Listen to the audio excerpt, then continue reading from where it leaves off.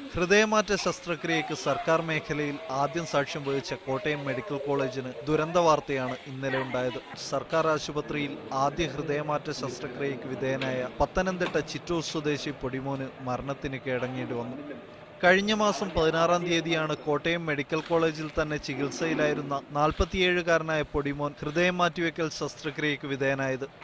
Kottayam medical കോളേജിലെ cardiology വിഭാഗം തലവൻ ടി.കെ. ജയകുമാറിന്റെ നേതൃത്വത്തിലുള്ള മെഡിക്കൽ സംഘമാണ് വിജയകരമായി ഹൃദയം മാറ്റിവെക്കൽ ശസ്ത്രക്രിയ നടത്തിയത്.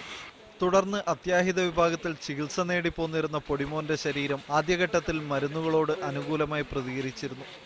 എന്നാൽ ക്രമേണ മരുന്നുകളോട് പ്രതികരിക്കാതെ വന്ന പൊടിമോന്റെ വൃക്കകൾ രണ്ടും തകരാറിലായി. തുടർന്ന് ഡോക്ടർമാർ കിണഞ്ഞു പരിശ്രമിച്ചെങ്കിലും ഇന്നലെ രാത്രി 9:30-നായിരുന്നു അന്ത്യം. അപകടത്തിൽ പരുക്കേറ്റ് പിന്നീട് മരിച്ച എറണാകുളം മഞ്ഞിമ്മൽ സ്വദേശി വിനയകുമാറിന്റെ ഹൃദയമാണ് പൊടിമോന് മാറ്റിവെച്ചിരുന്നത്. പൊടിമോന്റെ മൃതദേഹം ഇന്നലെ രാത്രിയോടെ തന്നെ ബന്ധുക്കൾക്ക് വിട്ടു നൽകി. മീഡിയ 1 കോട്ടയം.